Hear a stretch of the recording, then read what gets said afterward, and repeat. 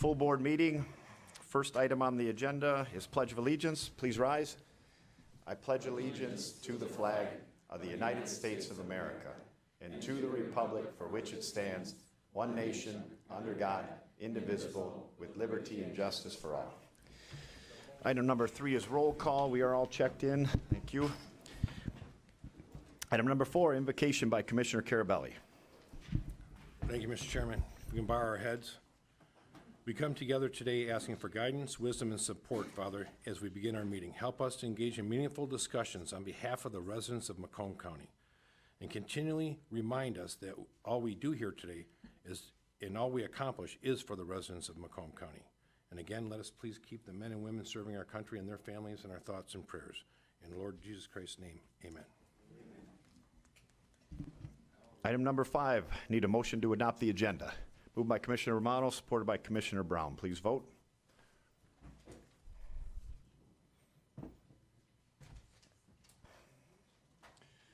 Mike, am I going to see these? There you go. Okay, motion passes 13-0. Item number 6, approval of minutes dated November 1st, 2018. Need a motion to approve. Commissioner Kraft, supported by Commissioner Lucido. Please vote.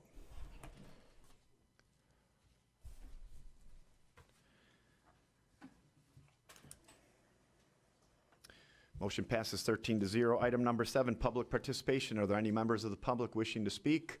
You have 5 minutes based on items in this agenda. Sir, come on up, give us your name and address, and you have 5 minutes.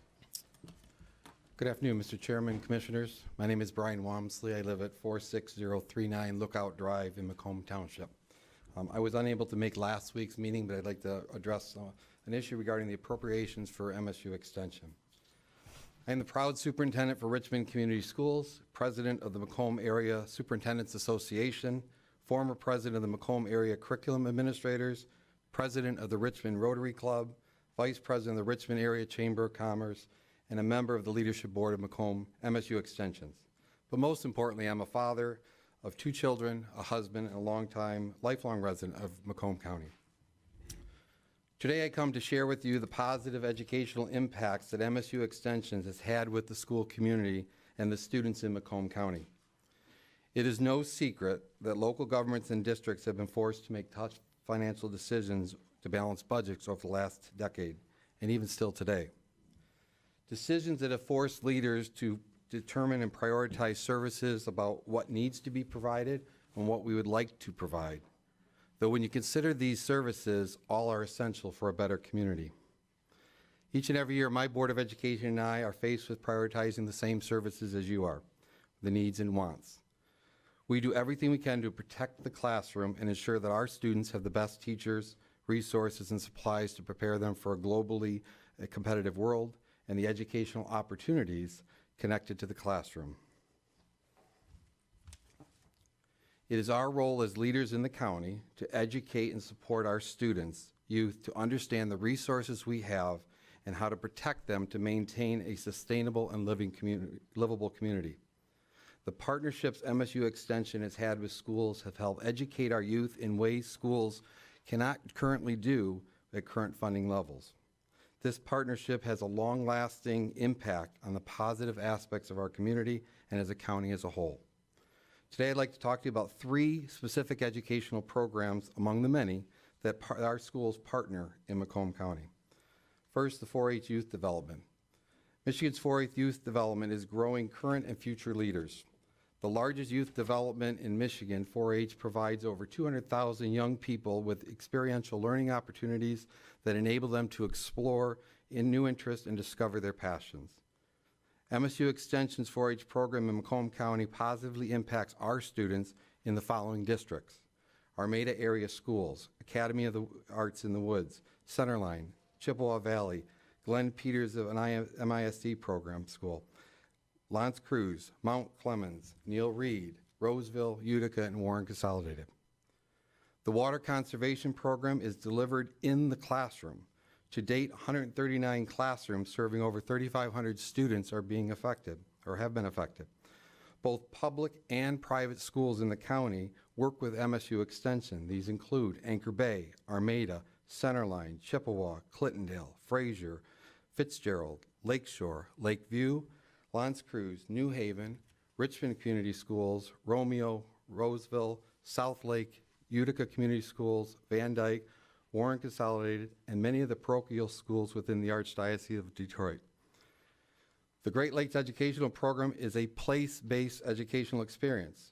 Teachers and students and adult chaperones learn about the Clinton River and Lake St. Clair and the Black Creek while aboard the school ship. These programs partner with over 30 volunteers here on Metro Parks and Clinton River Cruises. In 2018, over 50 classes and 1,400 students and 250 adults affected from areas from Fraser Public Schools, Lakeshore, Lakeview, L'Anse Creuse, Mount Clemens, Roseville, South Lake, Utica, Warren Consolidated, Warren Woods, Great Oaks Academy, and multiple homeschool families. Sir, you have 1 minute. I know reviewing budgets and looking at these are with limited resources and allocating is very difficult. I live it every day just as you. Quality educational programs that affect our future and livelihood in our county is not where I believe we should be making cuts or reallocations. MSU Extension is one of the vital partnerships we rely on as school districts in our community. In closing, I'll leave you with this. Nelson Mandela said, "Education is the most powerful weapon you can use to change the world." We, as leaders of Macomb County, must continue providing opportunities to educate our youth if they are going to positively change our community and our future. Thank you for your time and consideration. Thank you. Good afternoon. Good afternoon, Commissioners. Thank you. My name is Jean Pursley. I live at 73881 Elmo Road, Armada, Michigan. After returning from the Iraq War, my husband received orders to Michigan. He served as the maintenance officer for major Marine Corps weapons systems at the Tank Automotive Command, where he then retired after just under 24 years of service. My husband is an Arizona native. I am a Massachusetts native. We are both United States Marine Corps veterans, and we have chosen to make Macomb our home. A key deciding factor to stay in Macomb County was my now 14 years with MSU Macomb. I have been involved with MSUE as an advanced master gardener, master composter, founding member and past president of the Macomb Food Collaborative, founding member and past vice president of the Macomb County Master Gardener Association, and Extension Leadership Council as a member and past vice president and president. Thank you, Commissioners, for committing your time to listen and respond to the many Macomb County residents who came out last week, and thank you to everyone who advocated in support of the value of our MSU Extension. Since that engagement, the hope is a new perception of our MSU Extension here in Macomb County has awakened everyone to the far-reaching benefit the programs provides. MSU Extension is a multifaceted knowledge delivery ecosystem that provides information and tools supporting our vast community. With this continued investment, the life cycle of these tools and members will further extend countywide benefits with far-reaching effects. MSUE takes a seed of knowledge, plants it deep in the hearts and minds of Macomb County citizens, tops it with fertilizer, sprinkles it with water, and allows that knowledge to incubate. The citizens' gained knowledge grows, establishes roots, and blooms, thereby nurturing and strengthening our communities. Let's remind ourselves about the mission of MSU Extension, which includes helping people improve their lives through an educational process that applies knowledge to critical needs, issues, and opportunities.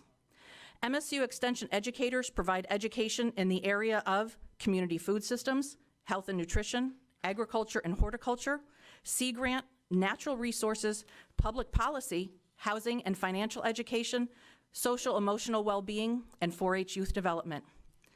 MSU Extension even offers a training for each one of you, new county commissioner training, designed for new commissioners to learn about the challenges and responsibilities of their new roles.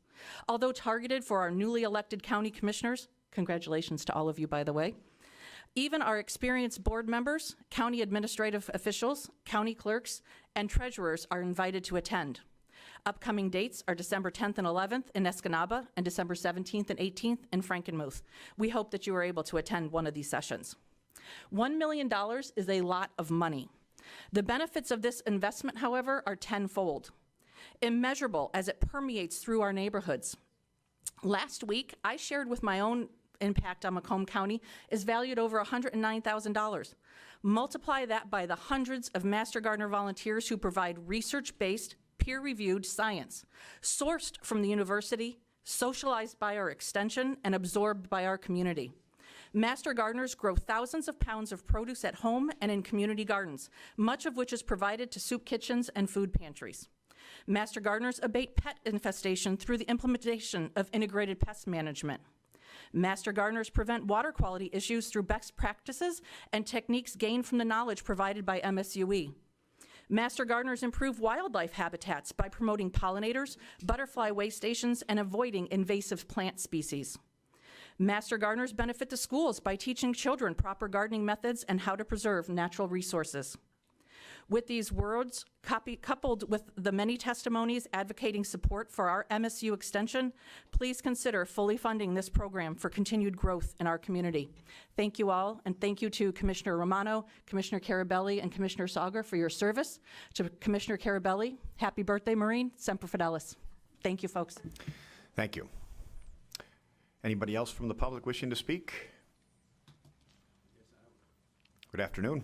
Good afternoon. I'm Dave Gaylor. I work for the U.S. Army Garrison Detroit Arsenal, and I work for CYS, which is Child Youth Services, specifically MST, which is Middle School Teen Program.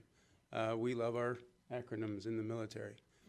I've been doing this for 12 years, and what that all means is I work with middle school and high school age youth of military families and Department of Defense families. And for all of the 12 years that I've been working for CYS and MST, we have had a very close relationship with the 4-H and the Extension Service here. I'm also a Master Gardener recently. In 2010, I took a series of classes at the Extension called Let's Get Growing Gardening with Kids.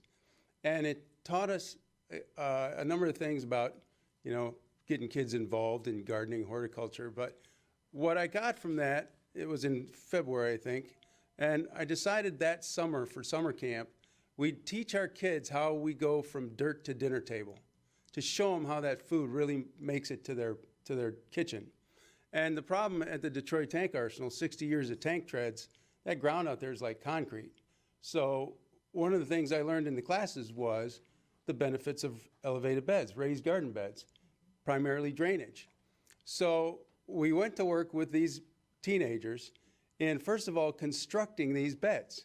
So the kids had to learn how to use power saws and power drills and how to measure and all these things. And we built those raised beds that first year. I think there were 14 of them. And we started growing our own produce and flowers along the way. The kids loved it, and the Army loved it. And we even got on CNN for doing it because of what a huge impact it had on our youth. They really benefited, not just in terms of getting their hands dirty, all the STEM aspects, all the advantages of that. So we've just been through our 8th season now in doing this. And as a direct result of this, the Army 3 years ago started giving out grants to military installations all over the world to set up community gardens because of what we did here in Macomb County. And none of that would have ever happened if it wasn't for taking the classes at the Extension Service here in Macomb County. There's probably over $500,000 in grants that have been given out to installations all over the world to do this gardening with kids because of all the tremendous educational aspects that it provides. So, and additionally, I was asked to speak at conferences in 2016 and just this past February, 2018, down at the Shades of Green Military Resort Hotel and Conference Center. School Age Care International Conferences, where I talked in 2016 about the power of gardening, especially as it relates to STEM and STEAM aspects, the art aspect. You gotta have that creativity. And in 2018, this past February, on the power of gardeners and what the incredible impact we make on our youth. And this all was a direct result of our affiliation with the 4-H program here in Macomb County and the Extension Service here in Macomb County. Our relationship through those 12 years I've been with them has been invaluable. And I just hope we can keep that going because the results, the impact on our youth is not just here in southeastern Michigan, not just here in Macomb, but what we've done here has impacted youth all over the world. And I hope we can continue to do that. Thank you for your time. Thank you. Anyone else from the public wishing to speak? Anyone else from the public wishing to speak? Third and final time, seeing none, we're going to close public participation. Move on to item number 8, correspondence from the executive office. We do not have any. So we'll close that and go on to recommendations. Item number 9A, we need a motion to adopt the fund balance policy to guide budget adoption. Need a motion to adopt. Commissioner Brown, supported by Commissioner Lucido. This, first of all, let me see if there's anyone willing that wants to speak on this. And second, we have Dave here from Plant Moran. This is really a policy based around how we would be calculating fund balance in the proper percentage. And we had a discussion this week, and since we invited you here to this meeting, I figured I should have you at least speak to our interpretation of what we're doing as far as what we feel best practices would be. Correct. We did have a earlier meeting. So what's in front of you is a fund balance policy to maintain a healthy fund balance, and if it drops below a certain percentage, a remedy period to maintain it. And I believe it said it's 16%. I believe that, used a range of 15 to 20 in the wording I saw. So this is a best practice, a long-term fiscally responsible best practice where you set the percentage, depends on the community or the entity. And it's consistent with conversations I have had with finance that they also want to make sure that we have a solid fund balance. It makes a lot of sense. Economic times might be strong for a lot of commercial industries, but government, not so much. So even in this fiscally stronger window we're in right now, having this in place, because things do ebb and flow, as we all know, over the last number of years. So I don't know if there's any questions related to that, but this is consistent with what other communities and counties and entities do. Great. And Dave, I just want to touch, though, on the fact that part of this policy is how fund balance is actually calculated. And what we did is we put in the same methodology that you, in Plant Moran, fund balance, and also a lot of the generally accepted accounting principles. And I just want, if you've had a chance to look at it, just to confirm that. Yeah, so it was based on unrestricted fund balance, so a fund balance that's available to use, which is a more common metric, because if it's not available to use, then that typically, is not used for this type of policy. It's really what's the discretionary amount that's available to the board. So that would be consistent with what we see elsewhere. Great, thank you. Does anyone have any questions for Dave? Commissioner Duge, I know you're on the list. Do you have a question for Dave, or you just want to talk about the policy? Basically, I just wanted to talk about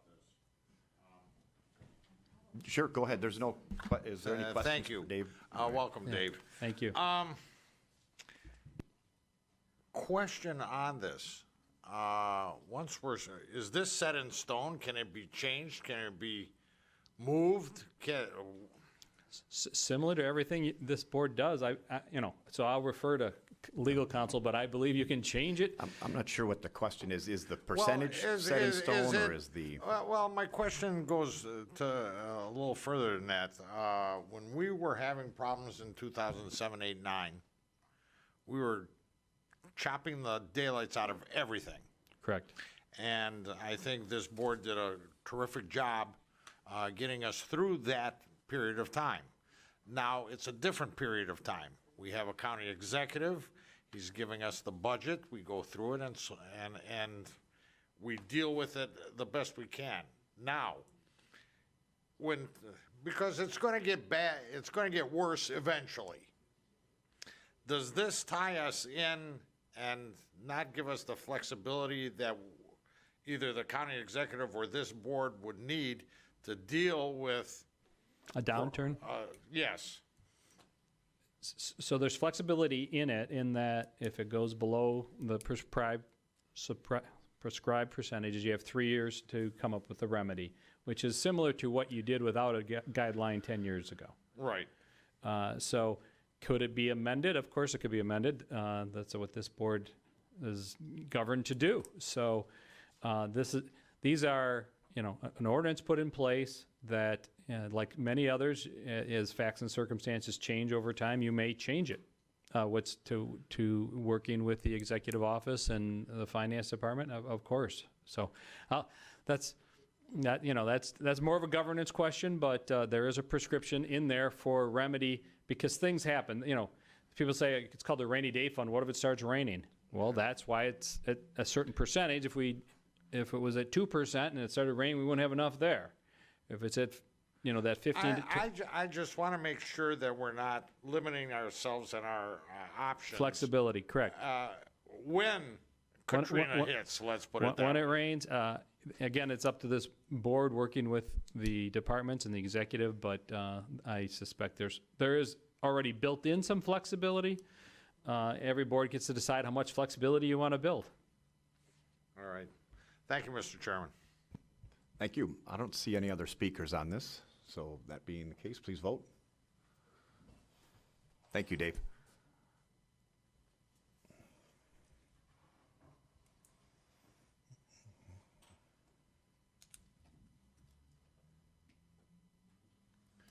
We have Mike. Right, motion passes 12-1 with Commissioner Duge voting no. Item 9B, Resolution 2018-2322, adopting a capital improvement plan funding policy. Need a motion to adopt? Commissioner Drollet, supported by Commissioner Kraft. Again, any discussion on this? I don't see any speakers. Is anybody supposed to be on here that's not? Nope. All right, well, please vote.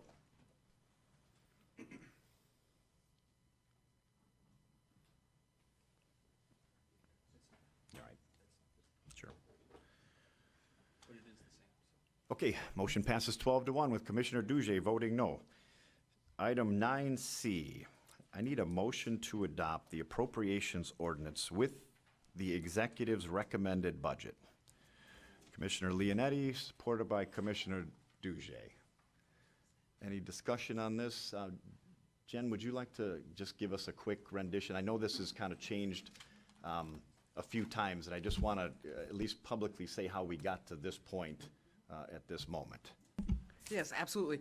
Last week, we talked about some budget projections and use of fund balance, and it was based upon the best available information that we had at that time. Just today, we did receive some revised and updated information from Finance, which clarified some of the questions that we had related to how that fund balance was calculated. And just in kind of the short explanation of it, there are projected revenues that are going to cover more expenditures that the board had authorized, and so that fund balance number will not be as low. And based on the newest projections and numbers, which obviously the newest projections are better than the August 30th projections, which is great, it shows the fund balance actually hovering at 18% rather than the 16 that we were looking at doing last Thursday, correct? Correct, so it was good news. Good. Okay, great. Any other, I don't see anybody on the speaker list. Oh, all right, well, my speaker list is not showing the same. Oh, Commissioner Drollet. Thank you, Mr. Chair. I think through you to Jen, I know these numbers just came in very recently, but given the new numbers that have been come in, do we have enough money that is being generated this year in the form of revenues to cover the expenditures that comprise this budget? In other words, do we have to dip into the rainy day fund this year or not? For 2019, it is projected that you will use $8.8 million in fund balance. So to answer your question, your revenues do not meet your expenditures. Okay, so even with the revised numbers? Correct. Okay, so that being stated, I'm going to have to oppose this ordinance because it's not raining, and we're still using our rainy day fund. And I don't know when we're going to save money for that downturn that we experienced that Commissioner Duge referenced, if this year we're dipping into our fund balance and saying we're going to spend more than we're taking in. This is a missed opportunity for us to find things in the budget that we can reduce so that we are building some revenue instead of depleting it in good economic years. So I hope that with the next upcoming budget, we can find ways to not keep deficit spending, that we can find a way to steady the ship so when that bad times come, we have an adequate amount of money that we're building these revenues instead of spending them down. Thank you, Mr. Chair. Thank you, Commissioner. Deficit spending. I want to make clear that this motion was to approve our appropriations ordinance with the executive's recommended budget. So I just want to make that perfectly clear. Commissioner Kleinfeld. First of all, that was one of the things I was going to clarify, because I knew what you meant by that, but I'm not sure that everybody else did. We're not adopting his recommended ordinance. We're taking the budget he gave us and adopting our ordinance. Correct. So I did want to clarify that. Okay, the extra revenue, Jen, the extra revenue that you spoke about, are you talking about higher projections in 2018 or higher projections in 2019? 2018. 2018. Okay, so these are projections for which we have not done a budget amendment, correct? For revenues, you're not necessarily required to do a budget amendment. You can receive those It revenues. just happens. Yeah, and they're not authorized to be spent. It's when you actually appropriate those dollars that they're authorized to be spent. So right now, with those revenues coming in, they basically become available funds that are just sitting there and not being spent. Okay, so we're going on the budget that we received, not including those changes, correct? So that's for the 2018 budget, which was impacting the amount of fund balance that you were going to carry forward to 2019 to meet that 15 to 20% projection. Right, but so in their 2019 budget, those numbers weren't reflected. The higher fund balance due to the better revenue wasn't reflected in what we were given a couple months ago.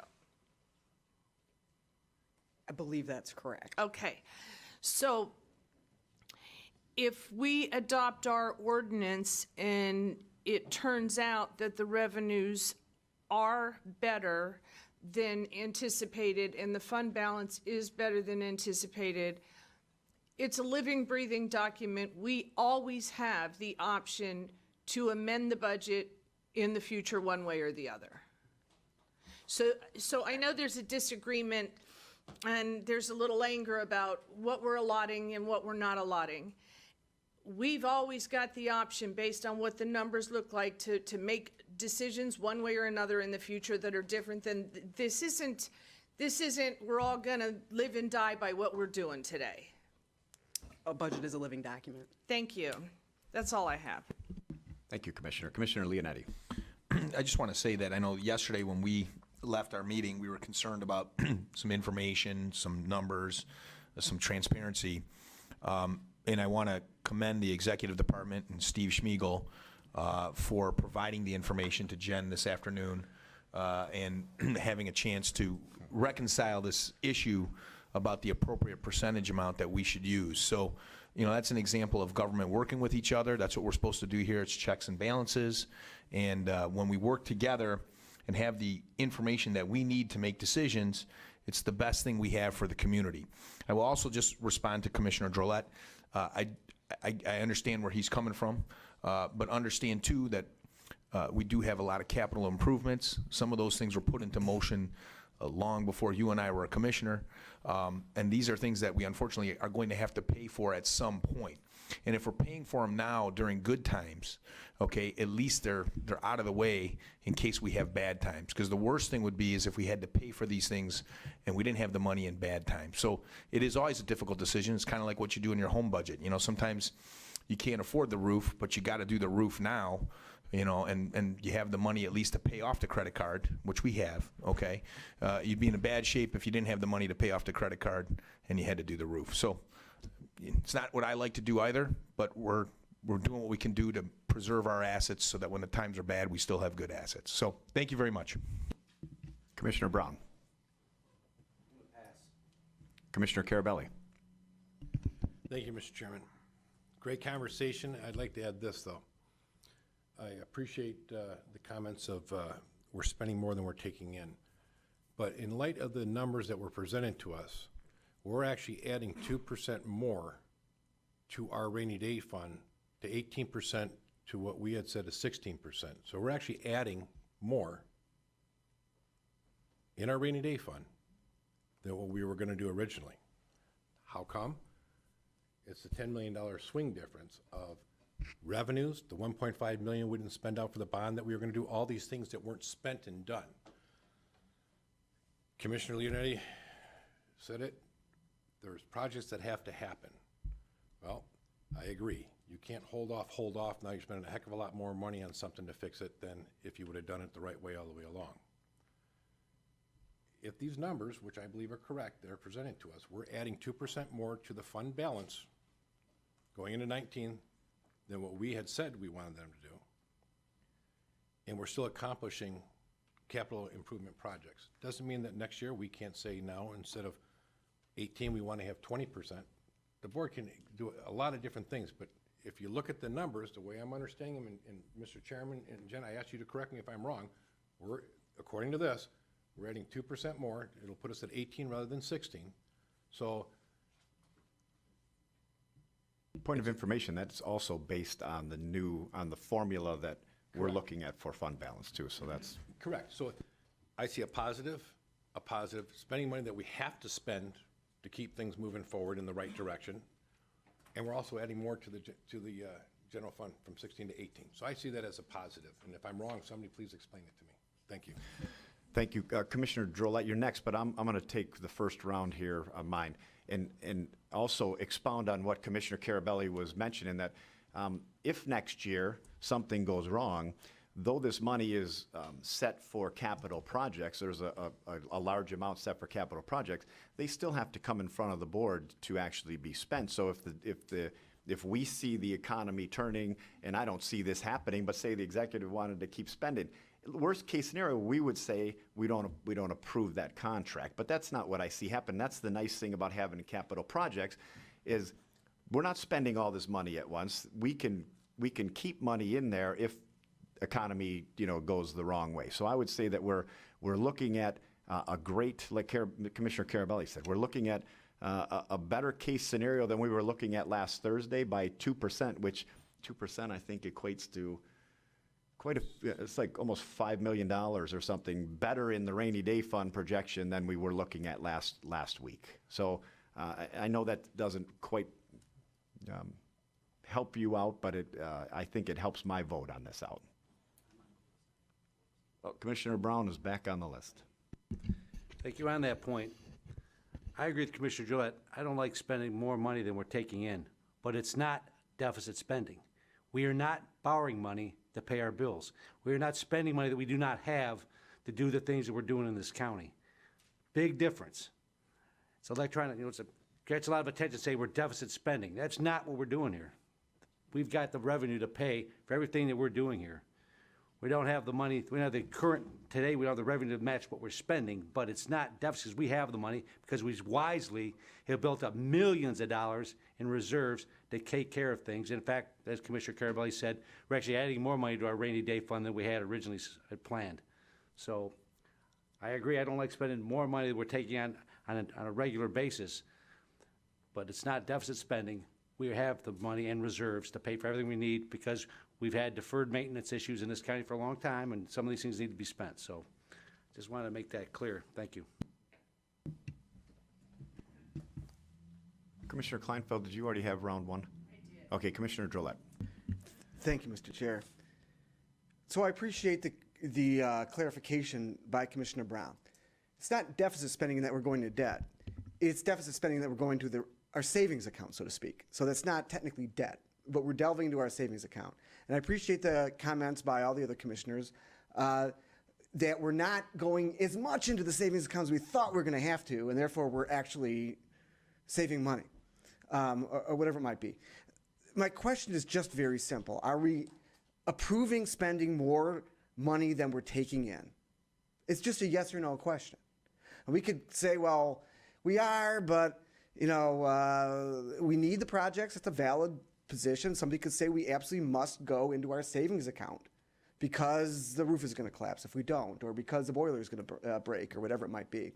I'm just concerned that those capital project concerns are going to continue to happen in the county over the next few years. And if we end up with a deficit spending situation, we're going to wish we had saved more. So I'm just not comfortable spending more than we're taking in. those people who are comfortable with that, I've nothing against that. They are arguing that we should go into our savings account, spend a little bit of money on projects that they believe are warranted. I'm not comfortable with that, and it's just a disagreement. But so I thank you for those clarifications that people have brought forward. All right, I think I have some first rounders here. Commissioner Romano on the first round. Thank you, Mr. Chair. You know, normally the cheapskate being me, normally agrees with Commissioner Drollet. But I've learned from a long time ago, when you present somebody with a problem, as you have presented, I'm hoping that you, as a commissioner, can come up with an answer for a solution. And do we just stop our capital projects, just shut them down and say, listen, we're spending more than what I can't say we're spending more than what we have because we have the funds. So do we just shut down these projects and say, listen, when it gets even, then we'll start thinking about doing capital projects again. In the meantime, when your chair falls apart or the building starts falling apart, do we just wait until then? And I think that's the wrong answer. And I'll give you a prime example. We just had the situation with the jail and the tiles falling off. Do we wait till all the tiles fall on somebody's head, or do we just say, listen, that's a capital project, that's $1 million you're looking for? We're not going to do that. I mean, at some point, when you have the money, better that you take care of it now than when you don't have the money, where we're going to go find it at. And those are just my comments. Thank you, Chair. Thank you. It does seem like we're all kind of saying the same thing at the same point, but Commissioner Toko, you're on the first round. I hate to go backwards, but I'm not sure I completely understand this new information that we got just before the meeting. Jen, can you just go through that? Absolutely. So what it is there's an increase in revenues that are projected for the closeout of fiscal year 2018. From where? I mean, if you could if I could interrupt you while you're going through that. They started, Steve presented $4 million of this to us a couple of weeks ago, I believe. Yep. So there's $6 million that Approximately wasn't $6 million. presented, but around $6 million. So that's the $6 million, well, that's the Wait a minute, breakdown. so- There was 4 that Steve explained and 6 more that we just. Well, Where did that come from? So there's 1.7 in property taxes, and that was based upon the increased property tax revenue based on the increased rate. There is $2 million in personal property tax that was a transfer from the state that apparently was not anticipated. There was interest earned of about $700,000 that was noted here, and then an additional 1.3 in real estate transfer taxes. That was an additional revenue for that. Then there were the decreased expenditures of approximately $1.5 million for the bond. It's offset by some additional overtime costs. It washes out with the projection of the surplus to about the $10 million. So that was the difference between the $10 million that was originally appropriated by the board through that fund balance to now this $10 million. So that's why our numbers are even, and that concern does not exist. Okay.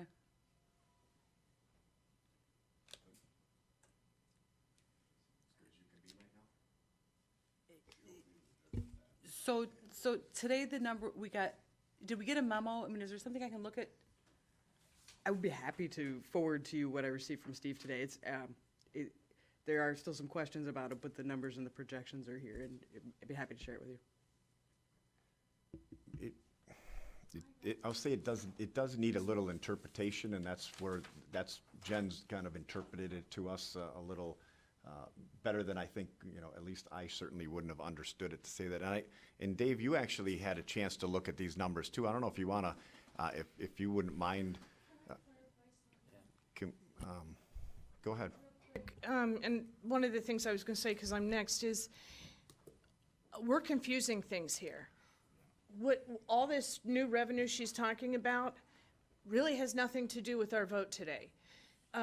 We're not putting it in, we're not taking it out. It's either there at the end of the year or it isn't. So it shouldn't affect our vote one way or another. It's being thrown in right now to say, hey, things are better than we thought, but there's some confusion at the table that people think our budget numbers are changing right now, and they're not. So I just wanted to clarify that before we have a whole discussion about it. Thank you. And I agree. I'm not removing myself from the list. Thank you. Dave, was you? So I had the pleasure of looking at these numbers Tuesday and then the emails just before lunch. Yes, and that, which is fine. I kind of do this for a living. So I think if I was in your spot, I'd say the most important thing as it relates to the 19 budget that was not accurately presented last week was beginning fund balance. So beginning fund balance last week of unrestricted, from which you base the percentage, as of last week, you thought was in the $34 million range. And so, well, then that makes this 14%. And so we're in trouble if we use the full capital outlay. That was miscommunication, misunderstanding in putting together the analysis. That there was extra revenue, there was certain transfers that you assumed hadn't happened yet actually did happen. So the number that is being projected is sitting at $54 million. So it's a about a $10 million difference between beginning fund balance, to your point. So the budget still shows use of $8.8 million, but you're starting at a $10 million higher number. So that's where the 18% comes in. So as you're deciding on how you want to vote, it is a reduction of projected reduction of beginning of 19 fund balance, but you're starting at a higher place, materially higher, which is why it was important that as you go into this vote, you are working with stuff in the ballpark of what's actually happening, which I think is extremely important. It's big decisions. So I'm trying to make it simplified. There's a lot of numbers that we looked at, all sort of collided. That's the number that matters. Is projected fund balance is around $53.7 million, $10 million higher than the number you thought last week.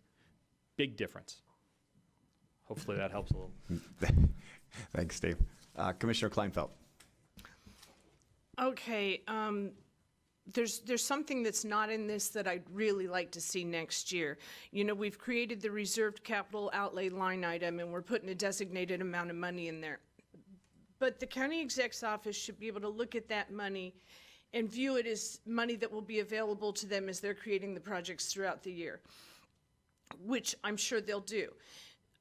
So what we need next year, we don't have to deal with it this year, but I brought it up, is we need a separate line item for emergencies. And the reason we need a separate line item, instead of just lumping it in with that one, is all that money will be, they'll plan it out, they'll commit it to all these projects that they think they're gonna do, and then when the emergencies start popping up, they will say, well, we've already got commitments for all of this. We need a separate line item for that emergency contingency that we all want to see. So I'm hoping that next year we put that in the budget, restricted the same way, and it could just be the next line item down. With respect to, I'm sorry that Steve wasn't here, because we had an outstanding question about the grant funds related to MSU that nobody ever got back to us on.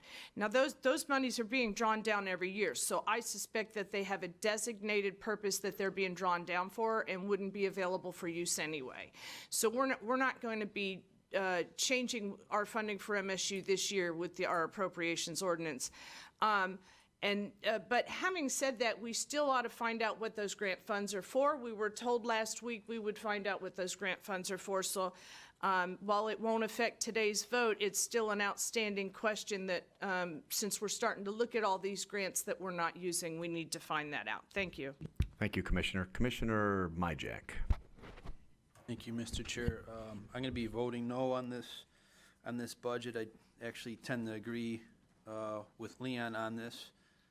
Balancing the budget is very important in any government entity. $8.8 million is a lot of money. And just looking at the forecast, 2019, it's $8.8 million in the hole.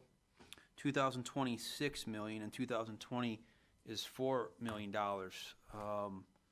That's serious money. That's what happens when you're in a recession and when you're short property value revenue, as we were 10 years ago. 10 years ago, we had a surplus. I think the number was somewhere in the 60 million range. And Andre, you're shaking your head, roughly around there. It was a lot, and that dropped so fast that dropped really fast in those 4 years from 2006 to 2010, and this is a time when we're supposed to be saving. We've always been to approve capital projects in the past, maybe not as many now, capital projects as relating to the past, but we have approved them in the past without, as I understand it, without dipping in, without having to dip into the rainy day fund. And you know, the tax dollars, they don't grow on trees. They're not infinite. They're not endless. And for that reason, I can't support this budget. Thank you, Mr. Chair. Thank you.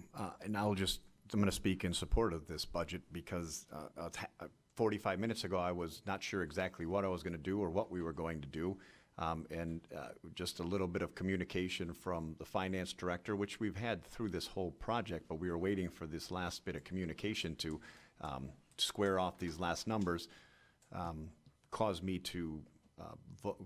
My vote will be yes on this to move this forward, because although we don't want to spend all of our capital or all of our fund balance, the 15 to 20% is a recommended range to stay within for rainy days and problems. So we are looking at staying in that. We could look at upping it next year or doing things like that. But at this particular point in time, I think this is fair, and we're staying within our recommended area, in the generally accepted recommended area for fund balance, and that's really what my big concern was. So I don't see any other speakers on this, so if we're ready to vote, please vote.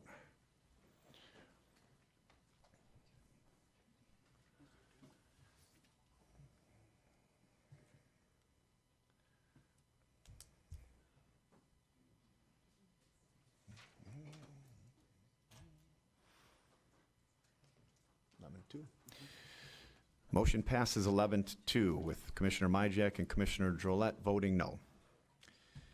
Item 10, new business. Any commissioners with any new business? Commissioner Kleinfeld? Because I had not mentioned it, I just wanted to point out, we did cut $3 million. I mean, it's not been, nobody said that, but we actually cut out of the budget that was there, so thank you. Thank you. Any other new business? Seeing none.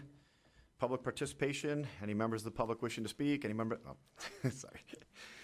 Come on up. Give us your name and address, and you have 5 minutes.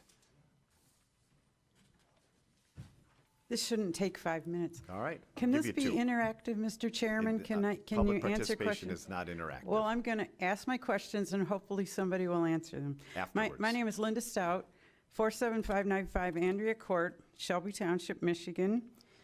And first of all, Commissioner Kleinfeld said that you weren't going to change anything for MSU. So my question is MSU funded as it was last year? Did it stay? Okay, that's good. That's good communication. Okay. That's probably my only question then. I thought I had another comment, but it's escaped my mind. But thank you very much. And it was good to watch the process. Thank you. Thank you. If I could get that type of communication more often out of her, everybody. Thank you. Any other members of the public wishing to speak? Any other members of the public wishing to speak? Seeing none, we're going to close public participation and look for a motion to adjourn. Commissioner Duge, Commissioner Drollet supports. Please vote. Meeting's adjourned. Are we going to have the finance director for our next meeting? I'm not really sure, but we will take 10 minutes, Mike? 5. We'll be about 5 minutes, so we'll start right on time for the next meetings. Our regular scheduled meetings.